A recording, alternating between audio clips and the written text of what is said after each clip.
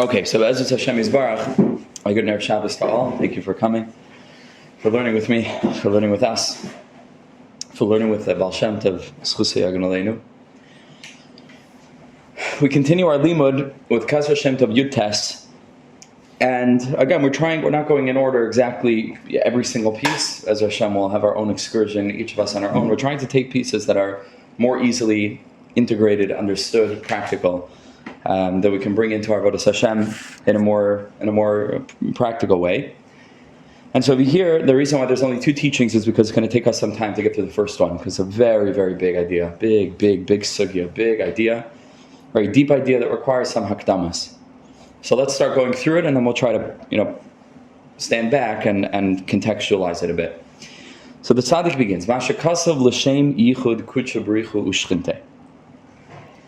This that we find before many of the mitzvahs printed in Siddur, mostly in Sefirot, that before doing a mitzvah, there's a composition where we say, next Shabbos, we say LaShem Yichud Kudsha B'rich Hu u'shchintei. And then there are different forms of this composition. Whatever it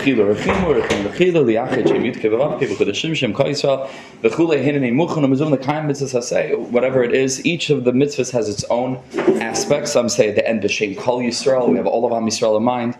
But Al Kol Panim, it's brought already from Kadmonim, earlier Svarim, the Shlag Kaddish, that it's a good thing before all the mitzvahs, particularly by Hasidim, we're very strict on this, to say these words, L'Shem Yichud Kudsha B'rich Hu u'shchintei. One of the foundations of Hasidus is that we shouldn't just engage in the mitzvah stam. We talked about this a little bit last week. It should be with a bren. It should be with a fire. It should be with a passion. It should be with an investment of spirit. It should be with consciousness, with awareness. We would call this, in classic Yiddishkeit, we'd call this lishma, right? It shouldn't be shaloi lishma, for sure not, but it should be lishma, which itself is a little bit of a nebulous word. What does this mean, lishma? For its sake, for his sake, for her sake, it's feminine, l'shma, l'shem hey. Who is the energy that we're talking about? L'shem what? What does this mean? But al kapanim, l'shma is like one of the foundations of Hasidus, to engage in Yiddishkeit with focus, with consciousness, not stam doing things, but for a reason. So over here we encounter a very similar word, l'shem, for the sake of. So I'm just trying to bring out that already, even before Yichud Kudsha B'rich Hu, each of which these terms we're going to have to focus on and explain, just that word l'shem itself tells you that this is something already very, very different, right? Very different. To stop before doing any mitzvah that we're doing, or davening a tefillah, putting on tefillin, tzitzis, whatever it is, we stop, talis, we say l'shem. L'shem means already, even the lamed of l'shem, forget the word shem. Lamed means, what's as a prefix? Two. That already means that I'm supposed to move from here to there. That mitzvahs are supposed to be transformative, transportive in nature. Like I'm already going somewhere. That's just enough, right? If we would just, before doing a mitzvah, do lit, that would already be a big inyan, right? Now, l'shem, for the sake of, for the purpose of, for the presence of, for what? Yichud Kudsha B'rich Hu u'shchintei. Yichud, all of us know, means unification, the intimacy of, the coming together of. And of course, in order to talk about the coming together of, we need to have two things that need to come together. So of course, this word Yichud is going to be followed by two different elements. We have to examine what these are. Kudsha B'rich Hu and shchintei. The vav means bringing them together. Yichud Kudsha B'rich Hu u'shchintei. What is this Kudsha B'rich Hu? What is shchintei? So obviously these are Aramaic words, but they're very similar to their LaShem Kodesh counterparts, which we're much more familiar with. Kudsha B'rich Hu is, of course, what's the Hebrew? HaKadosh Baruch Hu, right? And shchintei is the Shechina, right? But the Yud Hey at the end just means his Shechina. Shechina and HaKadosh Baruch Hu. These two terminologies are references, of course, to divinity, to HaKadosh Baruch Hu. But if they mean the same thing, so then we don't need both of them. And yet we find in Chazal that in different places one is used, in different places the other one is used. So, my high. Now, again, just by way of Hakdama, it's a very, very big topic. We're just building step by step. Very basically, I'm not going to do this justice today. Just basically,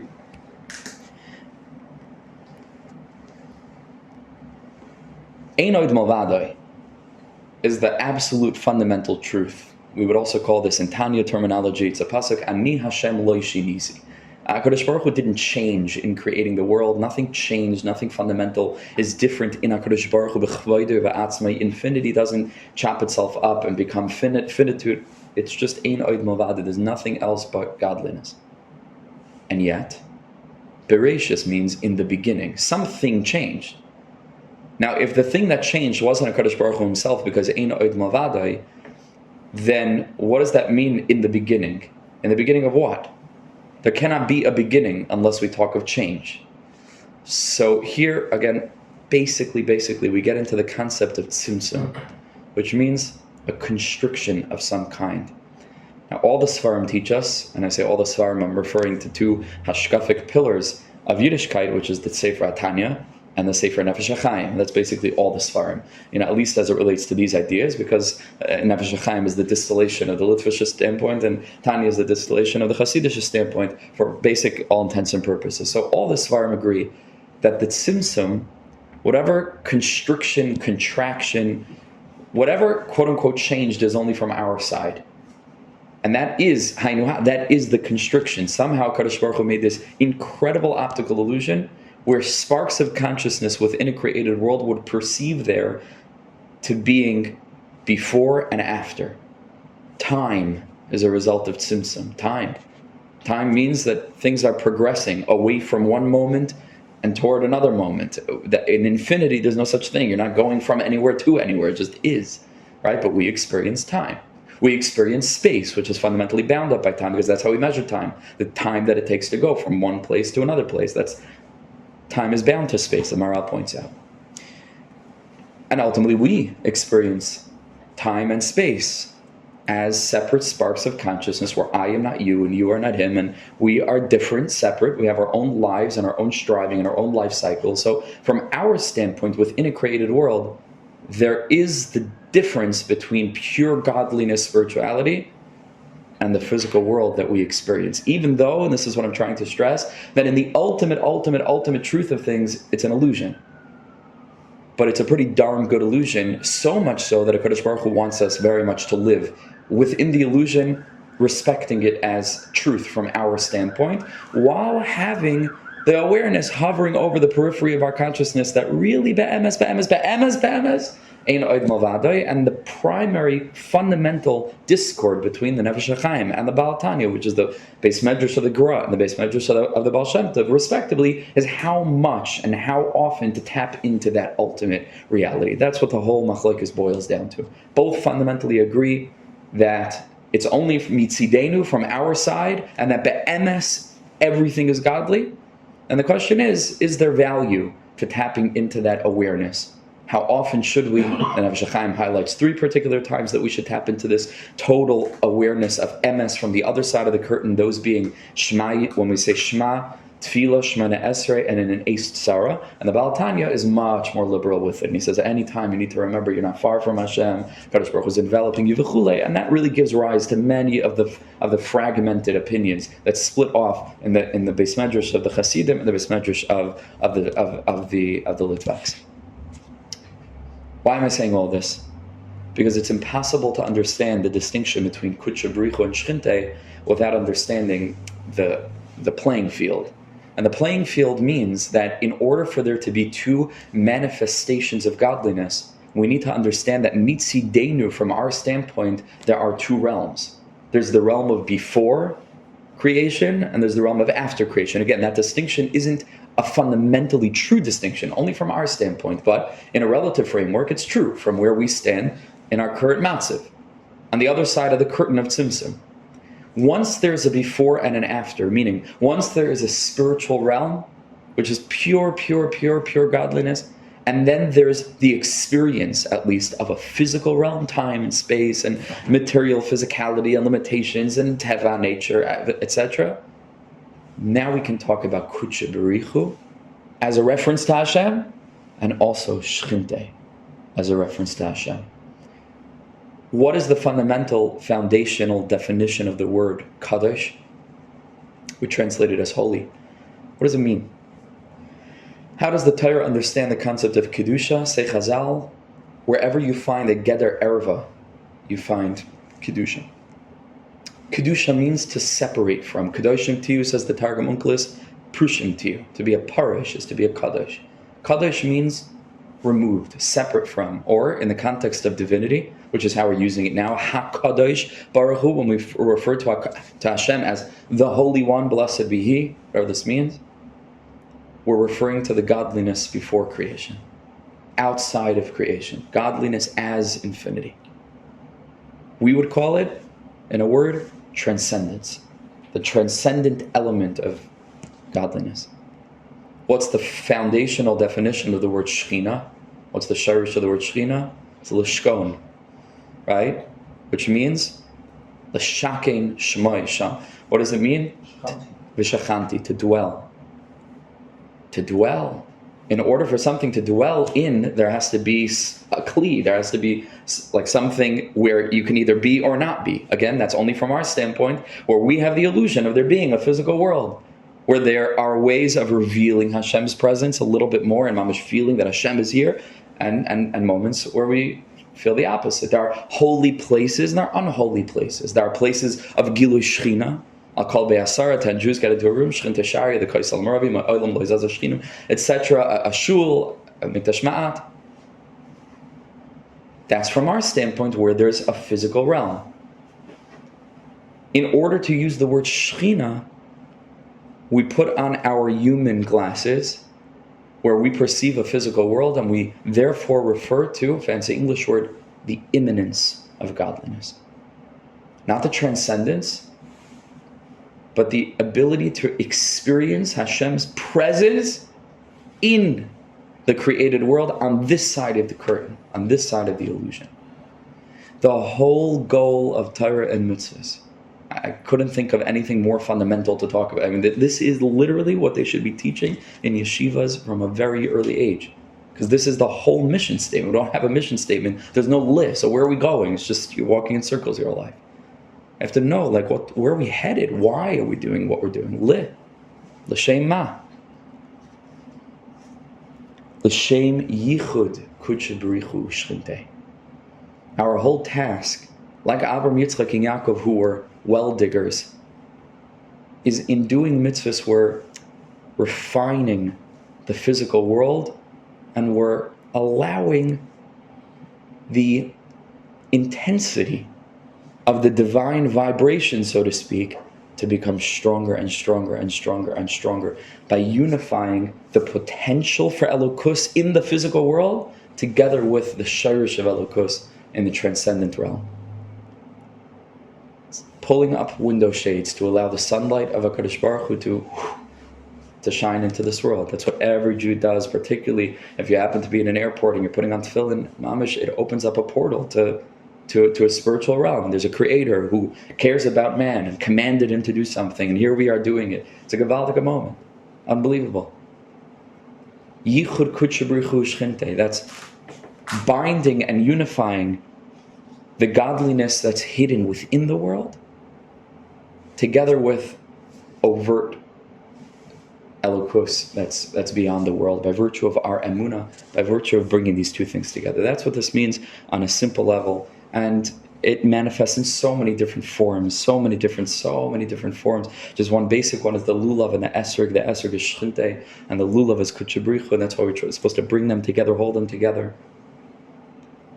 It manifests in the sun and the moon, tefillin shel rosh, tefillin shel yah. So many different elements and symbols, right? Once we learn the depth of the mitzvahs, all the time. Shabbos is the greatest Yichud Kudsha B'rich Hu Shchintei. All the Yamim Tovim, really all the mitzvahs, which is why we say this before, no matter what mitzvah it is that we're doing. This is our conscious focus. This is what we're trying to do, to reveal Hashem's presence in the world, and thereby bringing it into unity with another reality, another way of experiencing reality, a reality that brings to light the fact that our reality is just an illusion, and nullifies it in the light of the sun, like a ray of the sun in the sun. And this is what's referred to in the Navi, when the Navi tells us that the light of the moon will be like the light of the sun, because the Levana in this sense is Shchintei, it's just the physical world, and it's receiving all of its light from the sun. There's going to be a unification so complete that there won't be any chiluk, not just mitzad the emes of Hashem, but mitzad our emes. We'll literally perceive this world as bursting with a spirit of pure divinity. Okay, now that's just Akdam. Yichud Kudsha B'rich Hu Shchinti. HaKavana, what this means is lehevi hatiferes lemalchus. So some of you may have heard of the system of the 10 spheres. The 10 spheres being 10 kalim, 10 tools that HaKadosh Baruch Hu created to manifest His unity. Because in Hashem's infinite unity are so many different forces, and Hashem wanted to let us know what's contained within that. And so Hashem created 10 kalim where He shines one unified light at these kalim, and each one becomes a kli for something else that's held together in a system of 10, which is always a complete system numerologically, is a complete system of shleimus. But there's different elements of the shleimus. Or HaKadosh Baruch Hu created the world all at once, just a burst, a flash. But at the same time, from our standpoint, it was a series of steps. And the 10 spheres can also be a system of steps, a process, step after step after step that HaKadosh Baruch Hu took in creating the world that we experience. One step after the next step, much like we go through a series of steps when we have a creative process, the first step being the will to create, then we think about the creations, then we go ahead and think about what we're going to do, and then we go ahead and we actually go ahead doing it, and it's a very organized system. We're created b'tzelem Elokim. That means that we just mirror what HaKadosh Baruch Hu b'chvayda v'atzmai did and does all the time. Each and every second, ma'aseh bereishis. These are called the 10 spheres. And so, two of the most fundamental of these 10 are called Tiferes and Malchus. Tiferes, without getting into the whole thing now, is Keneged Yaakov Avinu.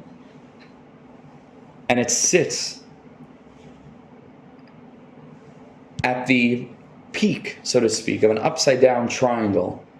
The first two sides being Avram and Yitzchak, or the Midas of Chesed and Gvura, which are two extremes to the opposite sides. And then they come down to Tiferes is in the middle, which means a synthesis of Avram and Yitzchak. Chesed and Gvura is Tiferes. Ultimately, leaving out the next two, which are Moshe and Aaron, gets a little bit complicated. This energy gets channeled into a midah called Yesod, which is connected to Yosef HaTzadik, which is just a channel, like a bris, and brings that energy of Tiferes down into what's the Kli that's called the Malchus, which is connected to David HaMelech. So essentially, there's Yaakov Avinu and David HaMelech. We could call it the male aspect and the feminine aspect. Everybody knows that David HaMelech is a feminine aspect. Tefillah, music, emotion. And Yaakov Avinu is the male aspect. Yosef HaTzadik is the aspect of the bris, which channels the energy of the male into that place of the female. And then there could be Paris. We talked a little bit about that last week.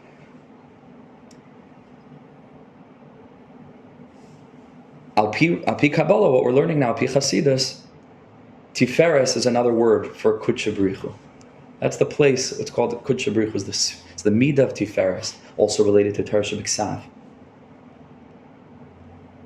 Malchus is the Shechina. That's the feminine aspect, the Kli, that is waiting to be infused with that aura of the light of Tiferes. That's connected to Torah Shabbat Peh. Generally speaking, like I just mentioned, that Torah Shabbat Peh vis-a-vis Torah Shabbat is the Levana, vis-a-vis the Shemesh, is the three minim, vis-a-vis the Esrog, all these different symbols. The Zohar Kadosh teaches that Tiferes in the human body is the torso, because it brings together the two arms, each of which respectively are Chesed and Gvura, to the right and to the left. Tiferes. And Malchus is related to the mouth. Malchus is the Peh. Torah Shabbat Peh. Right? Vis-a-vis Torah Shabbat, which is Yaakov Avinu. And so Yichud Kudsha B'rich Hu Ushchinte is a Yichud between Tiferes and Malchus. Not important to get caught up now in the details. Tiferes and Malchus, it's just important to know that Malchus is the Shechina, is connected to the concept of Dibur. Okay. So what does this mean? On a simple level, Kabbalistically, everybody knows there's a sphere of Tiferes and a sphere of Malchus, and we're trying to bring the two together. But says the LaShem HaKadosh, it means something deeper. What this means is, what does it mean that we're channeling Tiferes into? What does Tiferes mean? Tiferes is a word. It means splendor, harmony, beauty. Pe'er, right, is glory. Says the LaShem, that's really what it means, that we're making a yichud between Tiferes and Malchus. Not just a reference to this conceptual sphere of transcendent godliness. No, it's more than that. What this means is sheyispaer HaKadosh Baruch Hu im hamalchus. What this means is that all of our mitzvahs bringing a yichud between Malchus, which is our created world, our experience of this side of the Tzimtzum, of the curtain, so to speak, and Tiferes, means we're trying to bring Hashem's pride upon His creation. It's a much more emotional touch, other than, so to speak, a more like Kabbalistic, academic element. Okay, Tiferes and Malchus, we understand the yichud. It says the LaShem, there's something much more human happening here. It's just us as children wanting to give nachas to our parent. That's what it means, Tiferes and Malchus. We want to draw the light of Tiferes down onto the created world. We want HaKadosh Baruch Hu to be proud of His creation. So it's a whole different type. Tiferes and Malchus. Sheyispaer HaKadosh Baruch Hu im hamalchus. Tainu hamadrega tachtoina olam hadibur, which is the world of speech. And that's exactly why HaKadosh Baruch Hu created the world with speech, was the inyan of Torah Shabbal Peh. Like we said, that's the created world. That's the world of Malchus. That's the world of David HaMelech. David HaMelech, yeah, there's a lot to talk about Tzimtzum, right? Is the world of Dibur. That's the created world, the physical world. Yichud Kudsha B'rich Hu u'shchinte. Shazayis hamadrega machayas kala olamais, because it's that element of the Shechina, of Malchus, that's bringing life to all the olamais, to the whole world.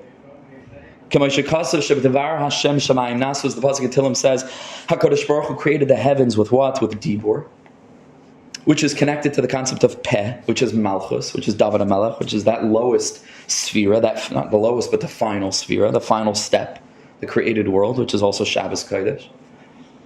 V'nemar, and we also say, Va'ata mechayas kulam. HaKadosh Baruch Hu, you bringing the whole world to life every minute. The whole world is just filled with Hashem's speech. HaKadosh Baruch Hu is speaking to us all the time. All the time. Being alive is being spoken to. To be alive is to be addressed. Sometimes we feel, oh, where's Hashem? Hashem is silent. He's mamish speaking every split second. If we would stop speaking, we wouldn't be around. He's literally speaking us into being. HaKadosh Baruch Hu is giving a lecture now for 5,000, etc. years. He hasn't stopped talking. If he would stop talking, we'd finish. He's mamish speaking us into being. This is how He speaks. This is how He speaks. That's called the Olam HaDibur. Ukesha Adam Oisem Mitzvah. And when a person does a mitzvah, mitzvah, by the way, itself means savso, which means connection, which means they linked in the word mitzvah is the Yichud Kudsha B'rich Hu shchinte. We're trying to bring together and to make a unity at savsa of these two elements, so to speak, to bring Hashem into the world, kiviyachol. So when a person does a mitzvah, HaKadosh Baruch Hu mispaer b'malchus. That's what it means. Yichud Tiferes and Malchus. Not just Kabbalistic terminology. Simple. We're trying to make Hashem proud of His creation. Dahainu b'dibur shalai. That Hashem should be mispaer with His dibur, which is the world. Shu b'soicha elamais. Va'az mevi adam ha'malchus ala HaKadosh Baruch Hu. And it's supposed to intensify our awareness that the melucha is to Hashem alone. HaKadosh Baruch Hu feared Tevel. HaKadosh Baruch Hu is running the world. HaKadosh Baruch Hu mispar im olam hadibur. That's what it means. A yichud tiferes u'malchus. V'zeu yichud HaKadosh Baruch Hu u'shchinte. That's what it means. A whole different taich. Again, classic LaShem. It takes concepts that were spoken about for thousands of years, but his lens just changes everything. His presentation of these concepts humanizes kaviyachol, our relationship with Hashem. Makes it so much more relatable. HaKadosh Baruch Hu b'malchus. Shehu b'saycha elamais. Hashem should be proud of His world that He created, v'yizgala malchusai, and to reveal the fact that He and He alone is the Melech. To reveal within the created world Shehu Melech Ba'olamais, that we are not here alone. We're connected to Him. We are commanded by Him. He cares a great deal about the world. He does not believe that one person can change the whole entire world, but He wants all of us to do what we can to make the world a brighter place. That's it. And He cares about it, and it matters to Him. It mamash matters to Him. And so doing, we bring a tremendous tainik to Hashem. Umidas hamalchus hi mitzidenu. It's all, he says, like we said, it's just from our perspective. HaKadosh Baruch Hu, from His perspective, mitzidai, so to speak, einad milvadai. From our perspective, there's a before and an after. There's an upper realm and a lower realm. All of this distinctions from our standpoint. Memela, there's HaKadosh Baruch Hu, and there becomes the possibility of the Shekhinah. To reveal the way that Hashem's presence is dwelling in the physical world. Ubiyadenu, and it's in our hands. It's up to us. Sparks of divinity, sparks of consciousness within a physical, mindless, corporeal, just dross body, to recognize our source makes the biggest yichud in the world. That no one else could do. None of the animals, none of even the most intelligent orangutan can't do it. What the simplest human being can do. It's a pella. Sha'anu makirin gdulasai umalchusai va'az hu nishlam b'midas malchusai. And then HaKadosh Baruch Hu's midah of malchus is revealed and is complete, because, as we know from the Kadmonim, ki ein melech b'loi am. You cannot have a king without a nation. And HaKadosh Baruch Hu is undoubtedly a king. But in order to reveal that aspect of His unity, of His perfection, He needed to create a matziv where there would be, so to speak, an am, like a nation. And that's it. And the more that we come to Hakara of Hashem, which is what the mitzvahs are for, literally what the mitzvahs are for is to train us in this consciousness. The more that we're fulfilling the purpose of creation, the more that we're revealing Hashem's presence within the created world, and the more that you and I are involved in refining the physical world, so that even on our side of the curtain, slowly but surely, the sun can rise, so to speak. And eventually, this lower realm can shine with just as much light as the higher realm, via ar halavana ka ar hachama. We say at the end of Aleinu l'shabeach, Bayomahu Yi Hashem Echad U'Shmai Echad, on that day, on that great day, Yi Hashem Echad U'Shmai Echad, Hashem's name will be one, He will be one, and His name will be one. His name, Shem, is always a reference to the Shekhinah. We said l'shakin shmoi shama, right? So it won't just be that Hashem is one, and then the creation is just 1,000 billion different things. No, we understand His presence permeates the created world to such an extent that this shmoi echad also. We could see His unity absolutely manifesting in the created world. There's no difference anymore between the Shemesh and the Levana. When does this take place? By Yom Ahu. But that's lit. That's where you and I are headed. That's what all of our avodah is for. That's what it means to be a yid. That's what our mission statement is. And this distinction between, like we say, before and after, upper and lower, from our standpoint, is also reflected in the 4 letters of Yud K Vav K. 4 letters. It's divided into 2. Yud K is the upper realm. Vav K is the lower realm. The only reason that there's a distinction between Yud K and Vav K is because right now there's a spiritual realm and there's a physical realm. The spiritual realm being higher, Yud K, the physical realm being lower, Vav K. Says the Ari HaKadosh, quoted by all the Sefirot, Bayom Ahu, on that great day where Hashem Echad U'Shmai Echad, Yiyeh, Hashem's name will no longer be Yud K, Vav K. The lower realm will so perfectly reflect the upper realm, it will be Yud K, Yud K. Bayomahu Yiyeh, Hashem Echad U'Shmai Echad. Ein Melech B'lai Am. Shemachmas Ha'am, because of our avodah Nizgala HaMalchus, we reveal on Kadosh Baruch Hu's Malchus in the world. V'yesh la Kadosh Baruch Hu Tainug Gadol Mizeh. And Kadosh Baruch Hu has tremendous tainik from this. This is Yichud Kudsha B'rich Hu Shchinte, bringing together Tiferes and Malchus. Means, Kadosh Baruch Hu, I want to do what you sent me in this world. I don't want to waste my time. How do I do that? Not in some super intense, like Frumkeit way. Just to live with consciousness. To try to be the best that I can in all the areas of my life. You know, Hashem wants that there should be time for learning, time for davening, time for being a father, time for being a friend, time for hanging out, time for all the different things. But to do it with consciousness. and that every experience should bring us closer and closer to the awareness that Hashem is speaking our lives into being. He's communicating with us. He's desperate for a relationship with us. We should be zeicha to do all of this with consciousness. LaShem, heading where we're heading. Yichud Kudsha B'rich Hu to reveal the presence of HaKadosh Baruch Hu in the world. Should be zeicha to taste that time period of Ahaya Ar Halavana Ka Ar Achama. That is Hashem. Good Shabbos, good Shabbos.